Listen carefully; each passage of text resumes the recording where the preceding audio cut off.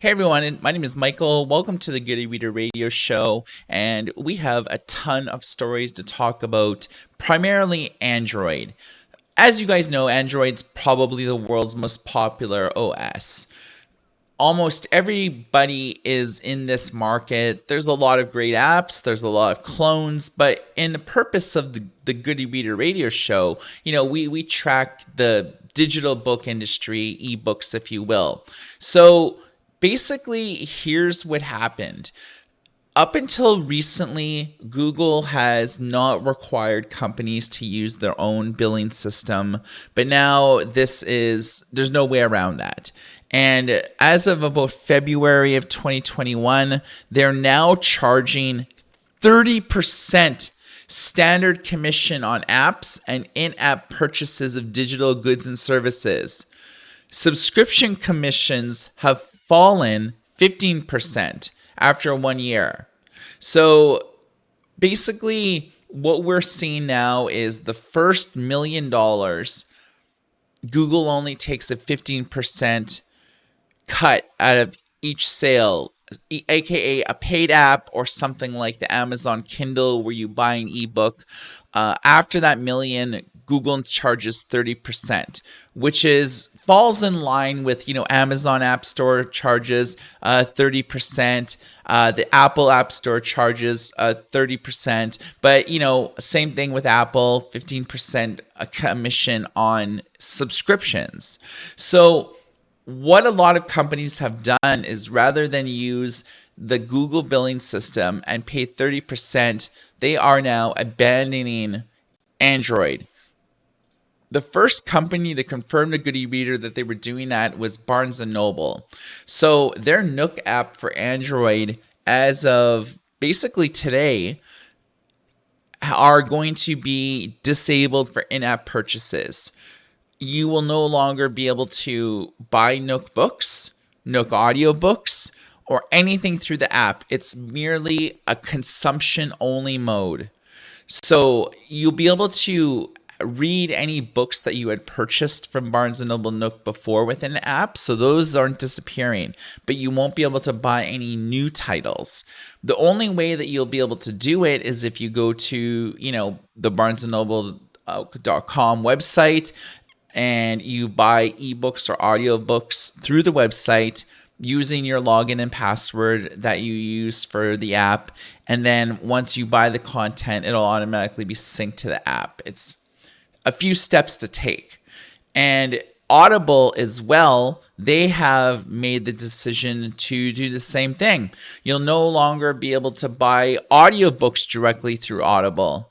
They are making the change this weekend as well. So you'll be able to still take out a subscription for Audible because, they're only taking the 15%. So selling a subscription for a varying amount of credits, like their, premium plus members, you could get credits for those and then use those credits to do audiobooks through the app. But if you want to buy audiobooks on an a la carte basis, you have to go to the audible.com website for your local area. So for me from Canada, it'd be like audible.ca, buy content, and then it would sync to the Audible app. I can load up the Audible app, do a sync, and any purchase I do on the website will be automatically done for the app.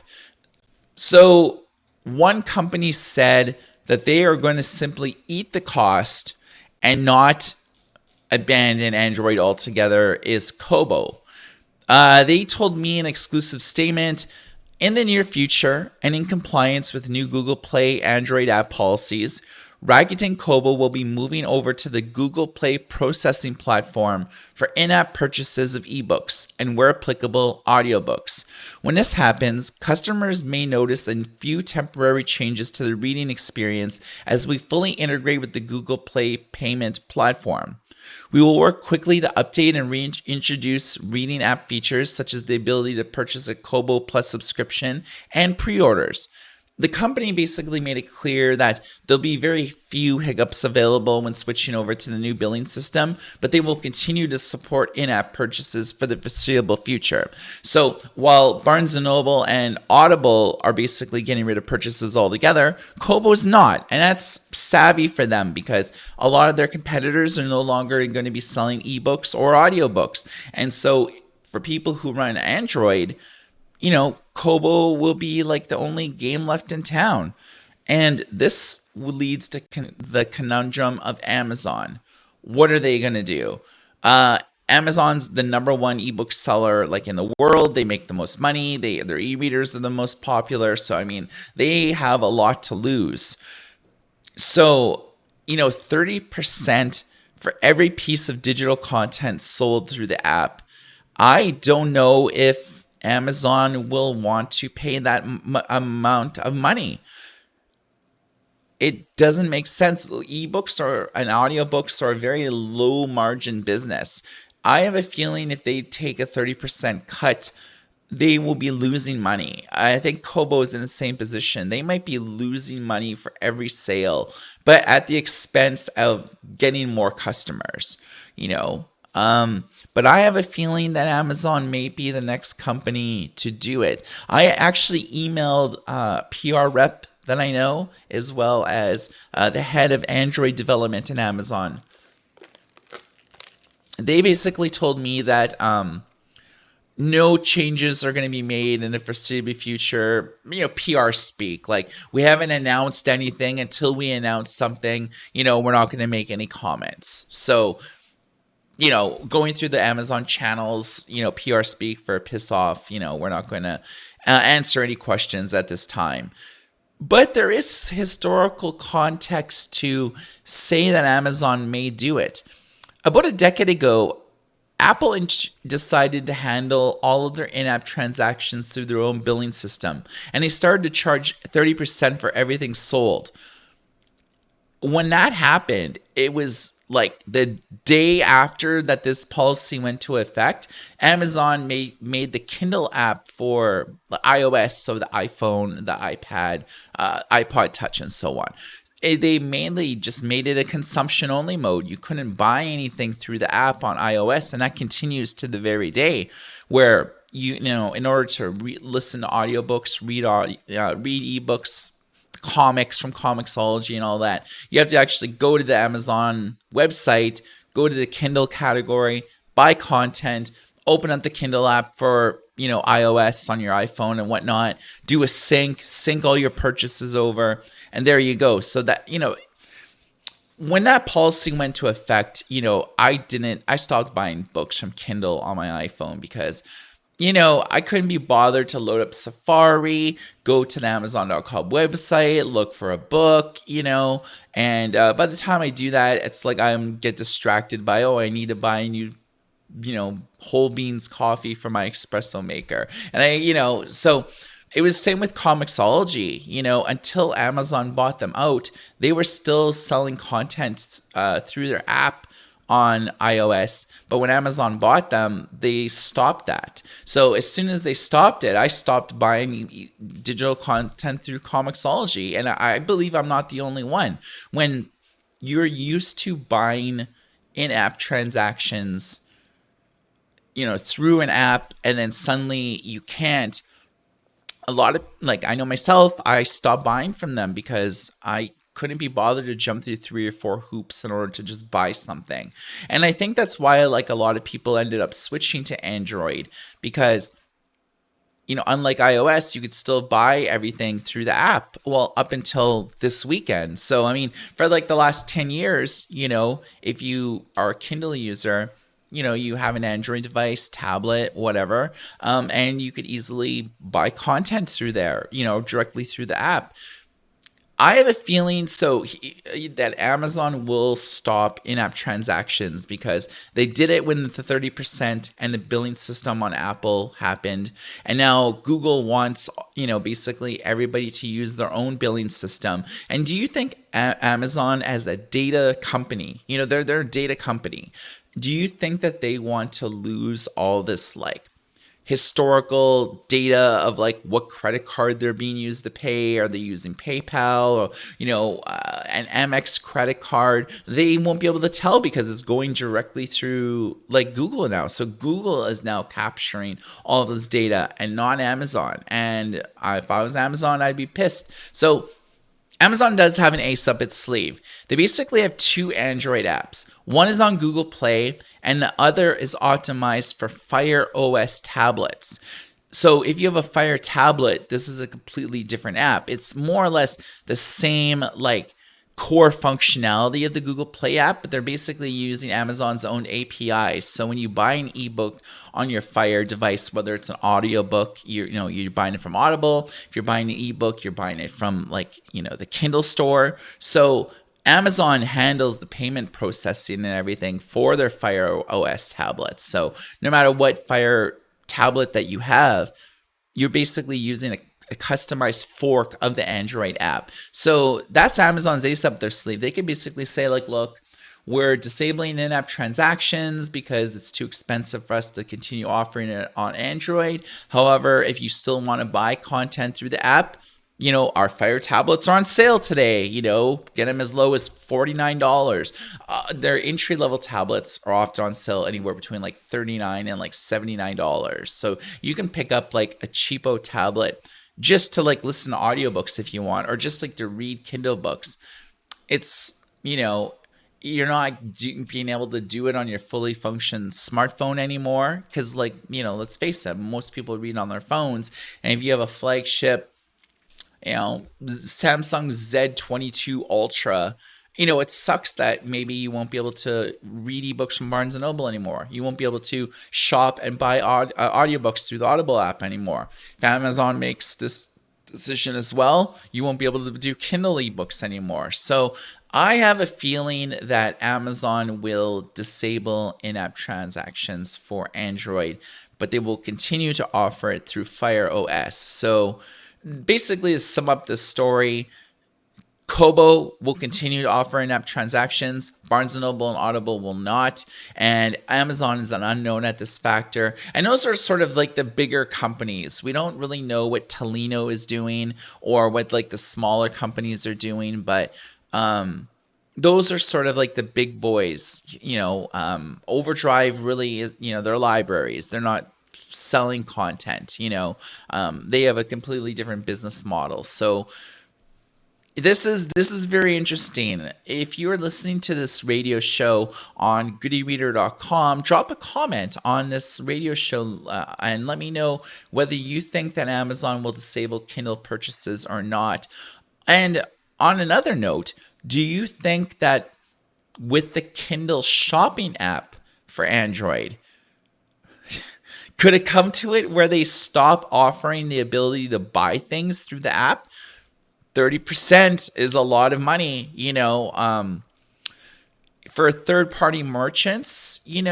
I could see how Amazon could still make money through there, but selling goods as opposed to digital services, razor thin margins as well. I have a feeling that Google Shopping,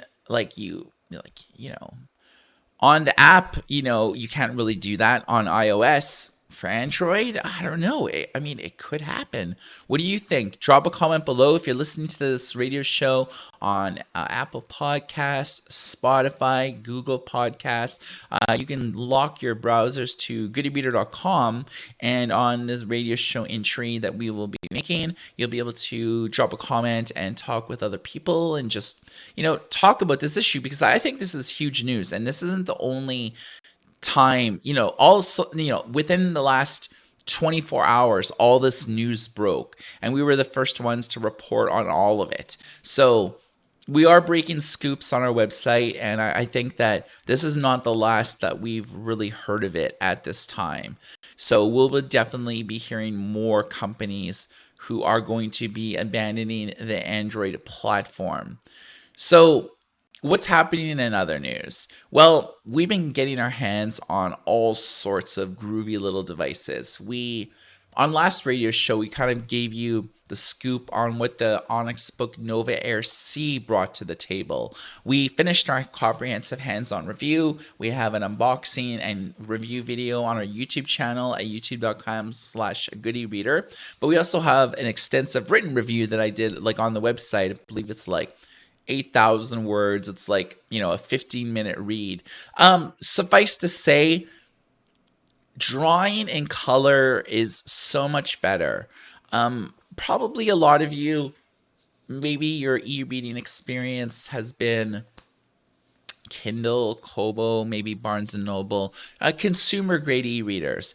There's a whole new product category that's basically started about like 5 years ago called e-notes, or their digital note-taking devices. So it's still the same e-paper screen that your Kindle or Kobo has, except the screen sizes are significantly larger. They range in size for about 6.8 inches all the way to 13.3. So the Onyx Book Nova C is an e-note, but you can also, install apps. It has Google Play, so you can install all of your favorite apps like on it. And it has performance modes that basically will increase the speed, page turn speed within an app, make it more responsive and robust at a slight decrease of image quality. It's what e-reader companies do in order, with e-ink refresh being what it is, browsing the Google Play Store, flipping through animated page turns, e-readers really weren't meant for that. So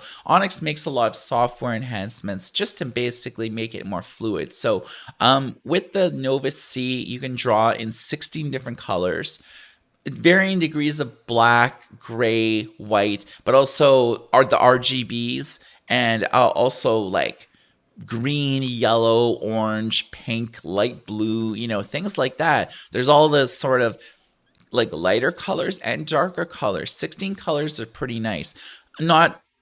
So you'll be able to draw, freehand draw, make notes, do calendars, to-do lists and stuff. But you can also annotate any type of PDF file. So you sideload a PDF file. You can for students, for textbooks, you can just underline passages, highlight passages, circle things that you want to study later. For me, I sign a lot of contracts. Being here at Goody Reader, it's like everything from taxes to like business development to when we sign up new vendors, we do vendor contracts. So, being able to just like handwrite my signature in a very, intuitive like fashion, that's what I prefer to do, it is like on a 13.3 e-note, and then, you just send it through email to like the person right on the e-note. So it's like no computer required, which is pretty nice. So suffice to say, reading ebooks and seeing the cover art in full glorious color, pretty nice. Color comics, color manga, webtoons, all of the apps that you install are in full color. I mean, I think that Onyx Book probably just made the best 7.8 inch ever. In terms of hardware specs, it's really nice. It doesn't have like the most amount of storage. It's about 32 gigs, which is like enough. It's as pressure sensitivity, palm rejection technology. It's still like around like 300 ppi, for all of the black and white text. Color still at 100 ppi, but what Onyx is doing, which is sort of impressive on this, is it's the first device that uses on-cell technology. This is a brand new e-paper module that was announced last year. It incorporates touch directly into the e-paper instead of like the touch screen as its own independent film. So it makes the display clearer for the end user. It increases the performance of black and white displays by 30% and also increases the contrast ratio. When used with e-ink Kaleido Plus, which is this is running, the color contrast ratio and color saturation has been increased by about 40%. So versus like the Nova 3 color and this, it's around like a 15 to a 40% increase in like color accuracy and just the vibrancy of colors. So I think that if you're looking for a 7.8, the Onyx Book Nova Air Color is like the way to go. However, it's a little bit expensive. It's about $419. So you are paying a premium for the color module. And that's just because e-reader companies can't really manufacture to scale to get discounts. Millions of people are not going to buy the Nova Air C. Thousands are. Maybe tens of thousands are. My guess is when Onyx Book releases a new model, probably sell anywhere between 50 and maybe 100,000 units total. They might do numerous production runs because they're pretty not frugal, but they're like strategic. When they are not sure if something's going to sell or not, they only say make like maybe 10 to 25,000 units. And if they get sold out within about a month, or if they notice some of the trends that things are selling more than expected, then they'll do another production run. But in the meantime, people who placed their orders are waiting a couple of weeks. Like, hey, where's my order? I placed it a couple of weeks ago. It's like, well, Onyx is making a new production run. Sometimes when people order through us, we try to explain it to them. It's like, Onyx didn't anticipate that this device was going to be as popular. They're doing a new production run. It's going to take 2 or 3 weeks. Hopefully, if you want to cancel, that's cool. If you want to wait, you're first on the waiting list for like the new batch. So that's generally what happens, not just with the Onyx Book Nova Air C, but most e-readers in general are sort of like that, just not even Onyx. So here are the the pros. Color accuracy and wider gamut, Android 11 and Google Play, on-cell e-paper technology, versatile with comics, manga, and magazines, and Onyx is a trusted brand. They've basically been making e-readers for like 13 years, and about 7 of those years have been in English. Cons, no SD card, pricey, 32 gigs of storage might not be enough for some users. If you're looking for something larger, because let's face it, some people want to be able to read A5 documents, and you only be able to say do that on a 10.3 inch screen, because A4 documents are ideal. It's basically there's a handful on the market, but A4 is basically the equivalent of an 8.5 by 11 piece of paper.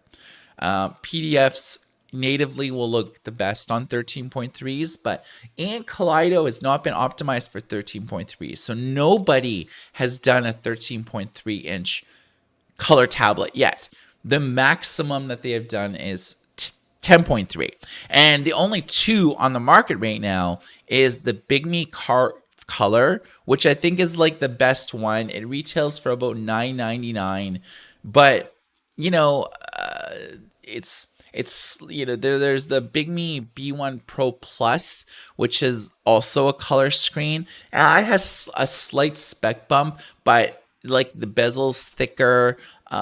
It's not as a good looking device. Whereas I think the Carve Color hits all the check marks for being a very good device, and it's also the cheaper of the two. So about $1,000 for that. Again, premium for a large device running the latest generation Kaleido Plus. So that's what you're getting. So you're gonna ask, how old is Kaleido Plus? Because we've been hearing about this for a while. Well, it's about a year old, maybe about a year and a half old.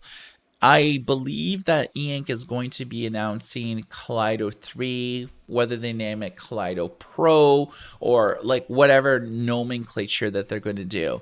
I have a feeling that they're going to be announcing it in May, and they're going to be doing it for SID Display Week. And I know Pocketbook is going to be doing a color device using Kaleido 3 at the end of the year. I haven't really heard reports from other companies yet.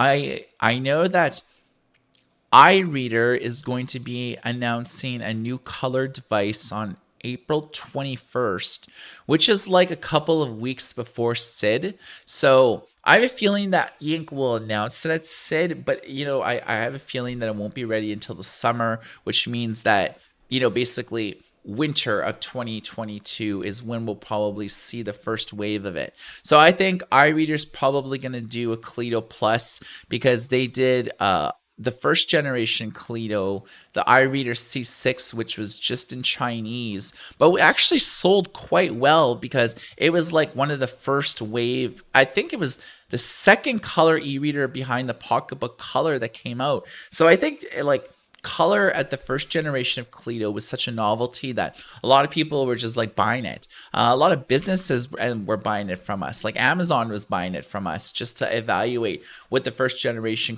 new gen color e-paper looked like. And then iReader didn't do anything with Kaleido Plus, but I think that they're going to be doing it. They're going to be announcing products. They like have them locked in stone. They're mass producing them as we speak. I couldn't get specs with them, but I do know like they're announcing like three new devices. One is the iReader XS. There's a color one, and then they're doing another eNote, but they're all doing it with this new generation English. So you'll actually be able to find value in it for anyone who's listening to this radio show because I'm talking to you in English. So a cheap Kaleido 2 6-inch device might be just what the doctor ordered. I have a feeling it'll be like 200, maybe 229, maximum like under 300 is sort of like what I'm thinking of because their only experience with the iReader C6 was a 6-inch device. I have a feeling that their follow-up device will also be a 6-inch device because it'll be affordable somewhat. The larger screen that you do, the more expensive a device. So I kind of have a feeling since they primarily target the Chinese market that they want to keep costs as low as possible for that market because, you know, obviously there's more poor people than people who are well off and have money that can spend 300 US on a device like on an e-reader. But if you offer it pretty cheap, you suddenly open it up to a wider demo of people. And the international audience right now for e-readers kind of unknown because they pretty well exclusively target the Chinese market. So having English devices for the first time may do a small bump in their revenue, but because it's their first time, they're not a household name. No, nobody probably is listening to shows like who the hell's iReader. It's like, well, they're pretty good company. I mean, they do a lot of AI type stuff. So they're sort of like big into e-readers is just something that they do. Their primary business models, like AI, like machine learning. They license out their software to like big and small companies all over like China. So that's where they generate the lion's share of the revenue. It's sort of like Amazon. The lion's share of the revenue is done by AWS, and they do everything from like hosting of databases to offsite storage to, app like hosting, but they do a lot of like, machine learning and algorithms and, all this type of like traditional stuff that would cost companies a lot of money to do. But, you do it at a fraction of like the cost by going through Amazon. So that's sort of like what iReader does. So very exciting. We'll be able to get a main sense of like what they're doing. Do you borrow books from the public library? And when I'm talking about books, I'm more so talking about digital. So, do you use Overdrive? Do you use like Libby from Overdrive? Those are pretty well like has been the only two apps that most libraries support. I would say I've seen like statistics that the companies put out. They control like about 80% of like the library market. So 80% of like libraries in North America and like Western Europe, they basically go with our Overdrive because there's the market leader. But a lot of companies do business with like more than one partner. So they'll deal with like Overdrive for audiobooks and ebooks, but they'll deal with like Zinio for magazines, or they'll deal with like recorded books for more audiobooks, or they'll deal with like I don't know, a press reader or something like that. They have Overdrive isn't the only company they deal with, but most branches they are the only company that most people know of, and so they have like the widest, deepest pool, the most titles and stuff like that. But what's interesting is they have discontinued their main Overdrive app that's been available for like literally 15 years. Ever since Overdrive started courting libraries, it's like use the Overdrive app. This is how you're going to read ebooks, and now then eventually audiobooks, magazines. You can watch educational videos, listen to music. And then roughly about 4 years ago, they released a successor called Libby, and it's been slowly gaining traction. And it's at this point that Overdrive has retired the Overdrive main app for Android or iOS. It's no longer listed on the Google Play or Apple App Store. Existing users who have the app will be able to use it until the end of the year, and then all services will be shutting off. Overdrive is basically encouraging users to upgrade to Libby, which is a new app. It has a better audiobook, ebook, and magazine experience. Users in the US can use the app to send digital content right to your Kindle. So for most ebooks and audiobooks through Libby, you can actually send them directly to your Kindle. The one thing I like about Libby is the ability to apply for a library card directly through the app. Now, not all libraries support this, mind you. Like I know in Vancouver, I don't think any of the libraries support it. It's more of like a US thing, I think. More libraries in the US have bought into that, where, in the past, if you wanted to get a library card to borrow ebooks from like Overdrive libraries, either with Overdrive or Libby, you had to go to a branch. You had to bring in ID. You had to show the like billing, records to like your address, so, like your hydro bill, your phone bill, things like that. Credit card bill. Things that get delivered to you. But I mean, we live in a world of digital. I mean, I don't get any paper bills sent to me anymore.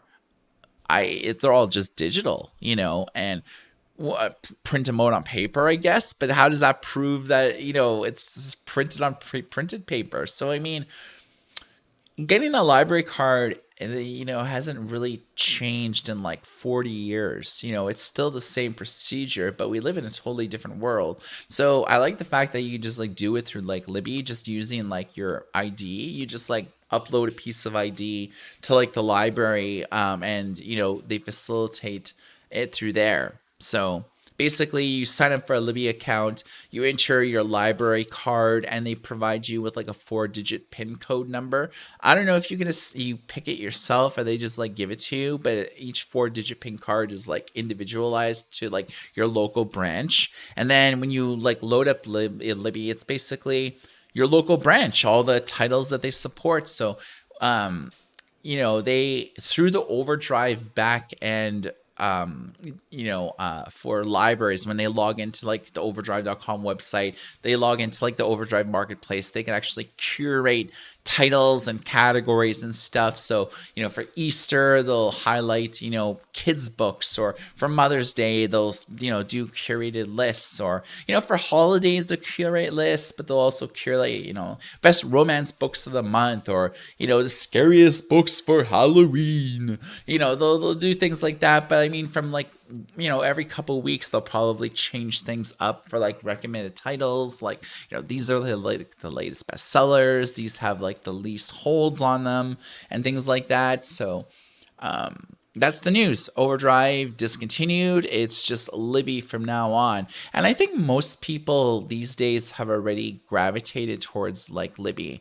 I've ran into a lot of people who, they ask me what I do, and I'm like, I talk about audiobooks, ebooks, and e-readers. But most of the times I don't even mention e-readers, because it's like inevitably like, what's that? They've never ever heard of them. I'll be like, ever heard of a Kindle? They'll be like, yeah, it's like devices just like the Kindle but different. So I just had to say I write about audiobooks and ebooks, because like most people have heard of one or the other, guaranteed. Even if they're audiobooks on CD, my dad used to listen to those.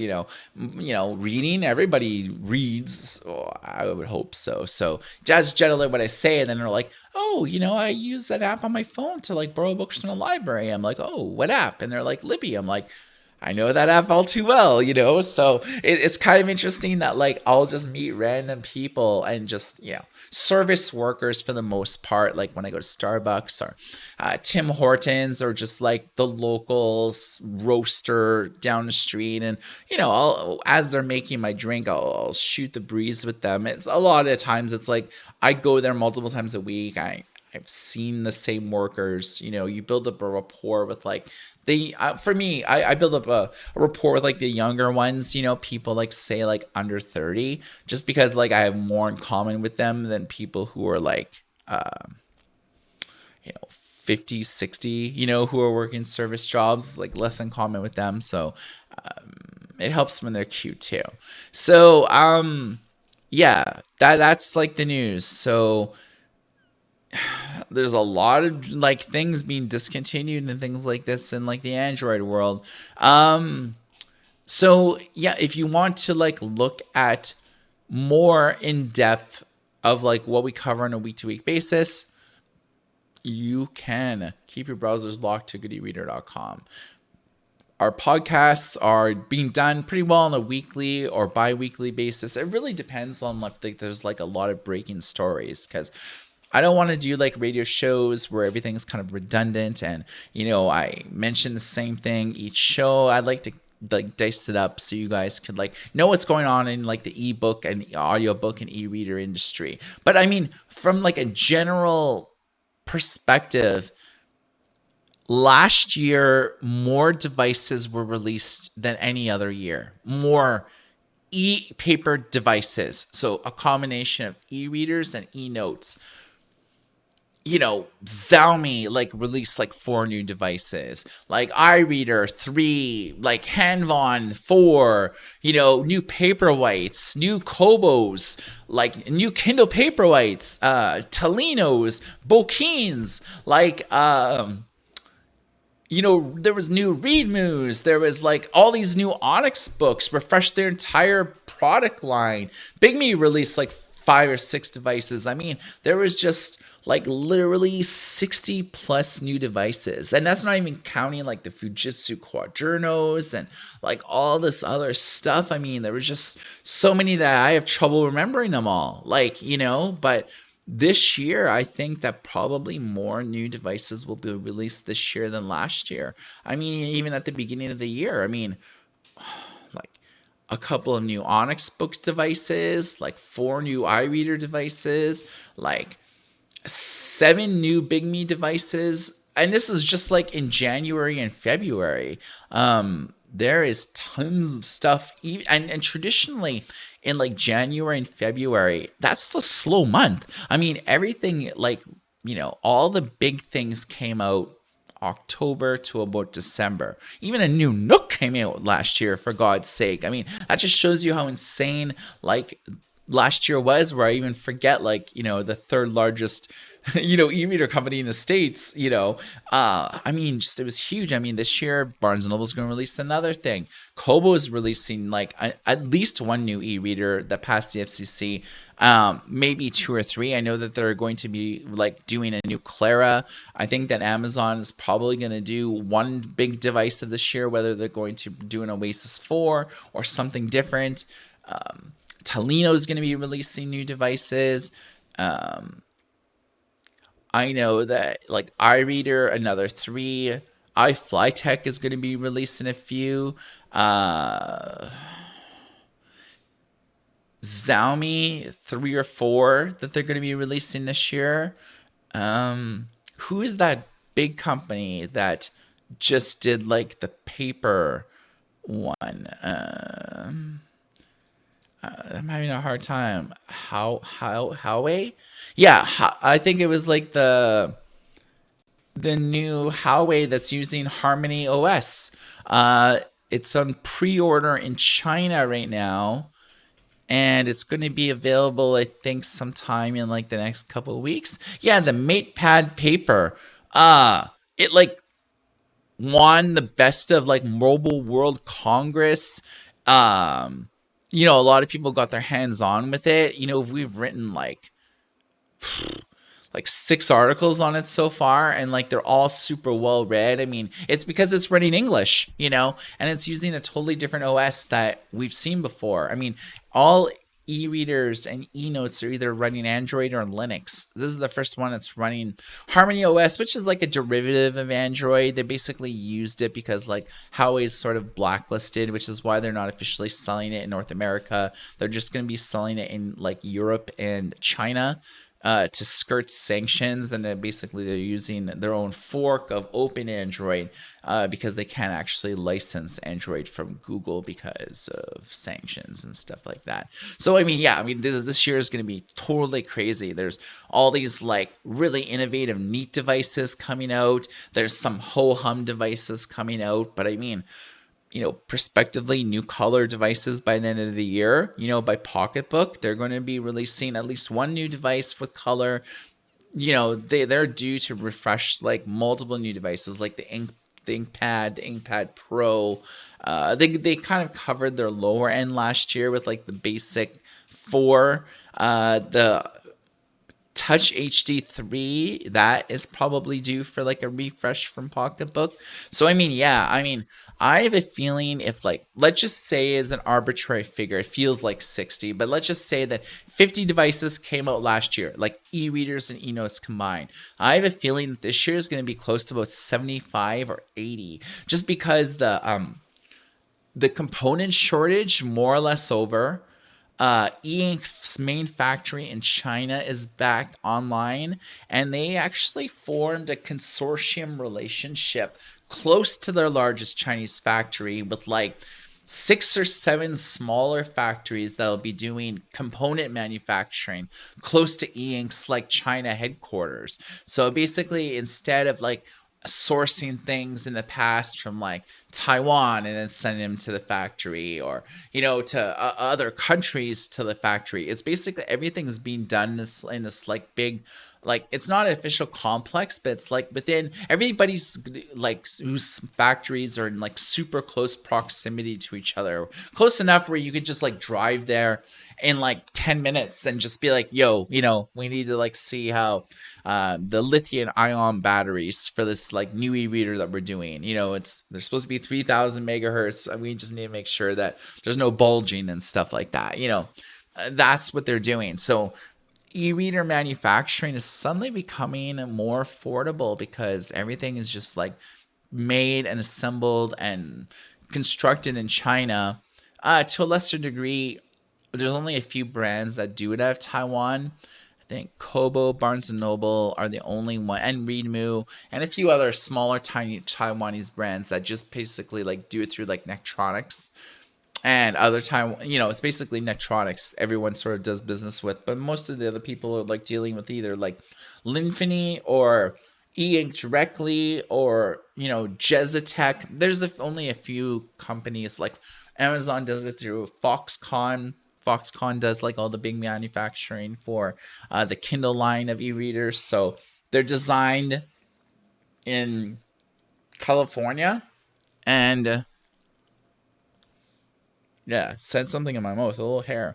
Anyways, yeah, so Amazon, in their Santa Clara, I think, office, Lab 126, that's where they do all the designs and molds and everything like that, and then everything's sent over to Foxconn, and they actually do like the component sourcing, integration, like molds and manufacturing. So that's where everything's done. That's why like a lot of Kindles say like, design in the USA, like manufacture in China. It's sort of like what Apple, what's on all the Apple's boxes, because it's like Apple does like all this like industrial design, but its actual manufacturing is all just done like in China because it's significantly cheaper. So you've been listening to the Good Radio Show. Thanks for listening. My name is Michael, and everybody take care.